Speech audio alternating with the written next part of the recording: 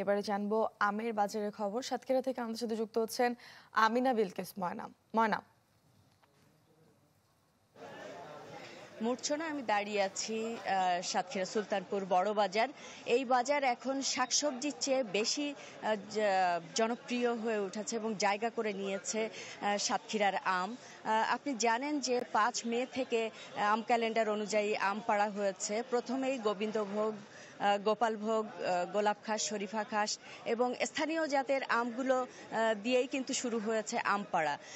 এরপর যে সাতক্ষীরার ব্র্যান্ড আম হিমসাগর, এই আমটি কিন্তু সাতক্ষীরার ব্র্যান্ড এবং এটি কিন্তু বহির্বিশ্বেও এর জনপ্রিয়তা অনেক বেশি। এই আমটি পাড়ার কথা ছিল পূর্বের আম ক্যালেন্ডার অনুযায়ী 20 মে অর্থাৎ আজ থেকে, কিন্তু এটি ব্যবসায়ী এবং আম চাষিদের চাহিদার প্রেক্ষিতে এটি কিন্তু পরিবর্তন করে 5 দিন আগে নেওয়া হয়েছিল, অর্থাৎ 15 তারিখ থেকে হিমসাগর আমটি পাড়া হয়েছিল। সেই আমের রাজ্য এই বড় বাজার। এখন এখানে শুধু আম, যেদিকেই তাকাবেন শুধু আম আর আম। এখন কিন্তু আম কেবল আসতে শুরু করেছে বাজারে। যতই বেলা বাড়বে ততই কিন্তু আমের গাড়ি এখানে প্রবেশ করবে, এখানে মানুষ চলাচলের উপায় থাকে না।